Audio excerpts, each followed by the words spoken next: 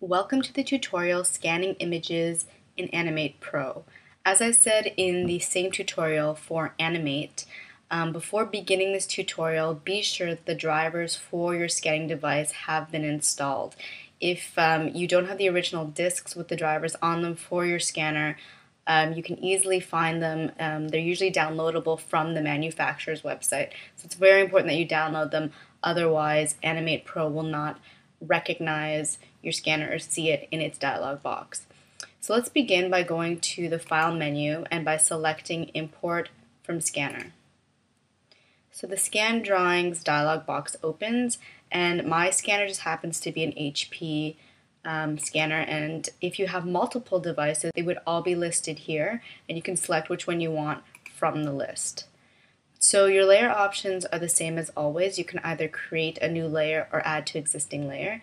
For this tutorial, I'm going to scan the same image 3 times. I'm going to vectorize it in black and white, vectorize it in color, and then scan it without vectorization. So the first one I'm going to do is vectorize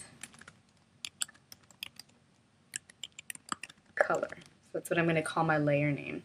So of course I will keep the vector acquired items option checked. I'm not going to create a symbol this time. You'll have the opportunity to customize your vectorization parameters after you've done a scan of the image. So let's scan the image first.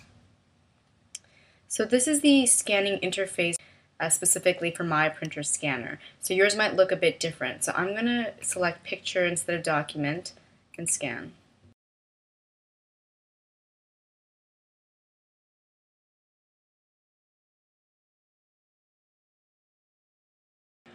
So here we have a bowl of rice with some chopsticks, and I'm going to return this image back to the Animate Pro Scan Images dialog box. So that's what I just did, and I'm going to then close my window. Once again, your scanner's interface might look completely different.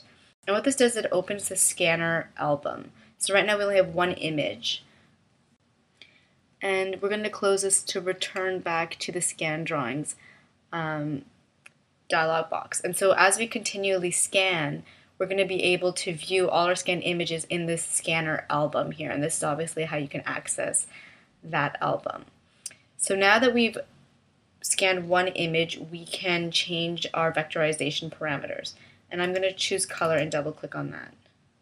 And this brings up the same dialog box that you would see when trying to import in a bitmap image, not necessarily from a scanner, so just a PNG or a JPEG somewhere on your desktop. So you have your original image here, and you can zoom in or zoom out. Using the parameters that are currently set in this dialog box, you can see a preview of what your vectorized image will look like. If you continually change different settings and play around, you might want to enable the vector automatically when the options change option. So the first option you have is the input. You can either choose 1 pass or 2 pass. This is disabled unless you disable this other option, color as texture. So I'll disable both of those. And as you can see, this is constantly updating, so that actually made it fainter. The line's quite faint. So 1 pass is best for when you're just looking for black and white lines, and 2 passes allows you to choose a threshold for both line and color art. The threshold values range from 0 being complete white to 100% being complete black. So this is quite a good range. The expand bitmap is when you have a sort of an interior fill. This will kind of push that bitmap up against the lines, up against the black and white. The jag filter reduces a bit of the sketchiness. So the output settings that you have here allow you to have no color art zone, no textures allowed, and I can scroll through these. This is maybe not the best example to show some of these features. You might want to refer to the importing bitmap images tutorial because this is not in color, so a lot of these don't necessarily apply. So some of them are so faint you can't even see a preview.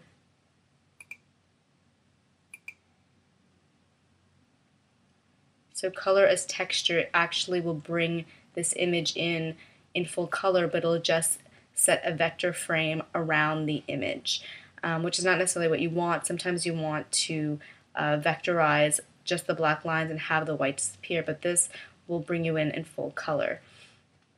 It only really works with the one pass feature. So the optical registration features work when you're scanning in multiple hand-drawn sheets of paper where you've probably drawn out like a huge stack for an animation. So the way that you can keep your stack of paper aligned is by having holes punched in the bottom and having them fixed on what we call a peg. So all of these features have to do with that peg, the holes, the dots per inch, and the field chart, and these are all traditional animation terminology. The post-processing also has to do with scanned images. It removes dirt, holes, hairs, things like that, and has a threshold number as well to remove anything that's sort of straying around a bigger block of graphite or dense color.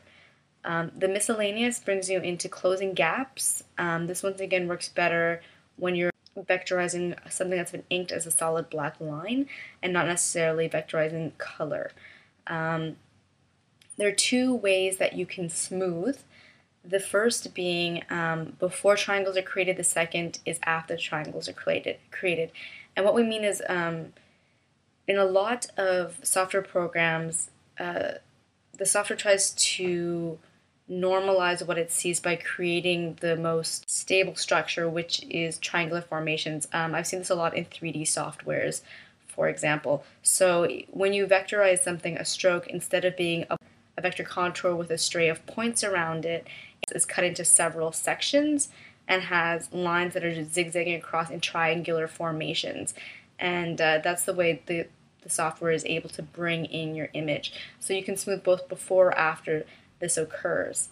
The preview, once again, this is disabled because we have this enabled. So this will allow you to show the strokes. And here they're very, very faint, as you can see the vectorized strokes. So you can increase the thickness. And you can continually increase that until you can see your vectorized line have a very definitive shape. So I'm going to go back to the colors texture, and then you can hit enter again if you want to update the vectorized image preview. Otherwise, just click on the OK button. And from here you can click on the OK button, and it's going to take the image that you previously scanned before setting your vectorized settings. I'll show you where it is again. It's in the album. It's this one right here. And it's going to apply these parameters that you set for the color vectorization. And now your vectorized color image has been brought in. And basically what this means is that it just has a vector frame, but it's treated almost like a bitmap fill. So it's really just the frame that's considered vectorized. So let's try scanning in another image, this time in black and white. So I keep closing this and restarting because otherwise it'll take the parameters that I've already set for every single drawing that I scan in. I can't scan, change a parameter, scan, change a parameter. It's going to bring in all those images using the last set of parameters that I've selected. So now I'm going to name this one vectorized BW for black and white, and I'm going to scan in my image. We're going to go through the same process.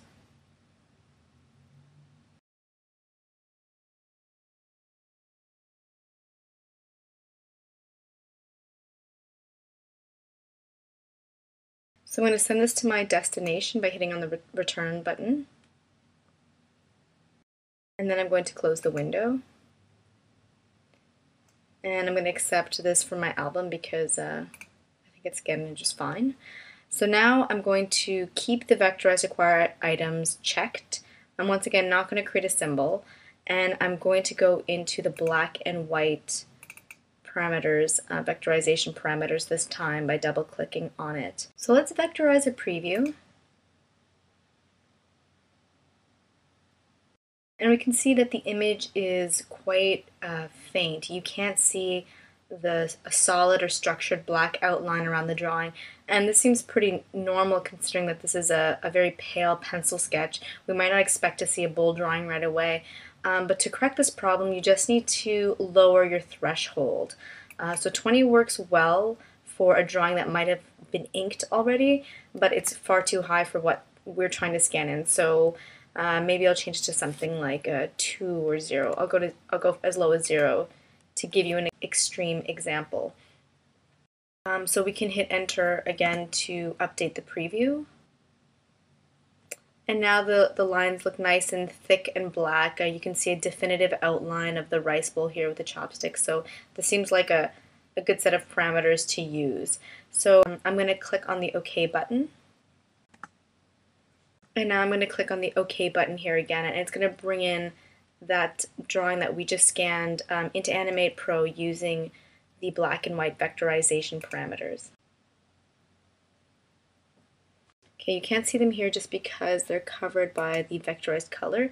So this is brought in quite nicely, all things considered. You can actually select the image and rotate it as well.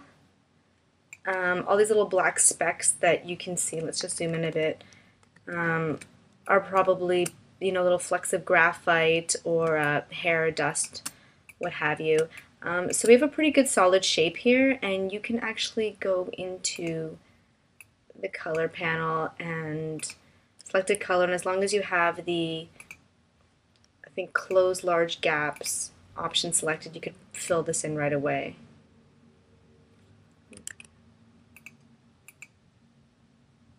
Like that. So it behaves just as any other drawing that you might have created directly in Animate Pro using the brush or pencil tools.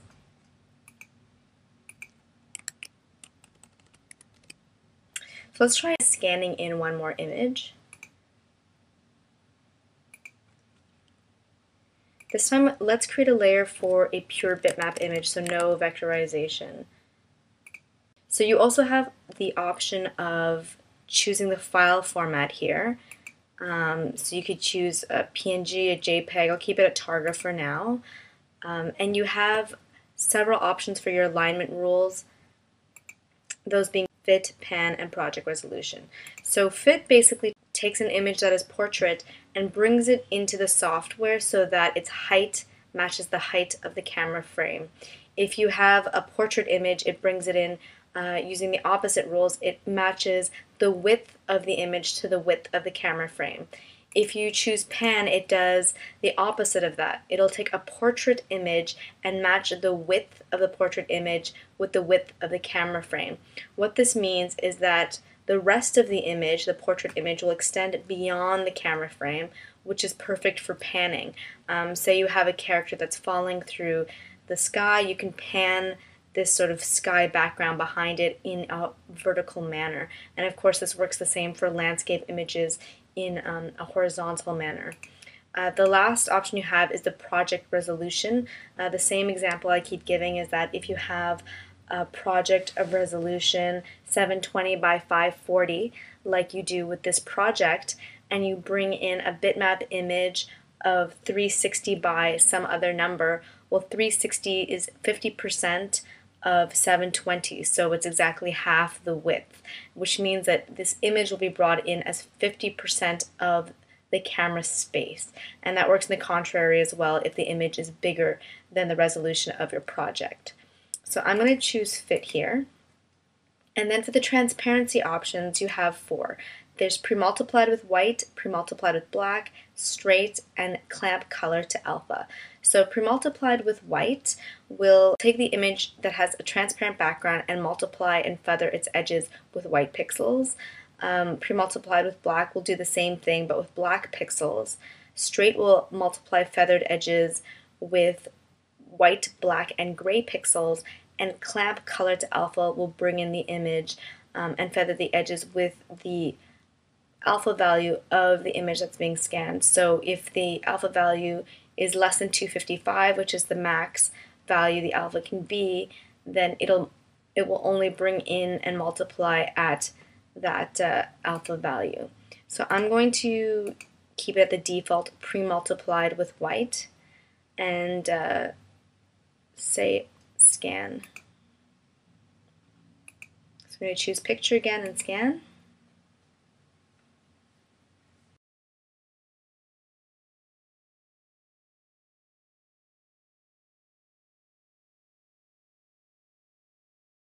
Now I'm going to send the scan to Animate Pro and close the window. So from this window, I forgot to show you that you can actually decrease the ratio so that you can view a full preview, or increase it and then just scroll around so that you can see specific parts of the scan. But I'm going to select this like I do with everything else by just closing the album and not deleting anything. And then I'm going to say OK. So here the two images are overlapping again. I'm going to uncheck the vectorized black and white, and you can see that this indeed was brought in as a bitmap image because of the icon in the timeline. And unlike the vectorized with color, because there's no vectorized frame, you have to actually use the transform tool if you'd like to rotate it or scale it or skew it in any way.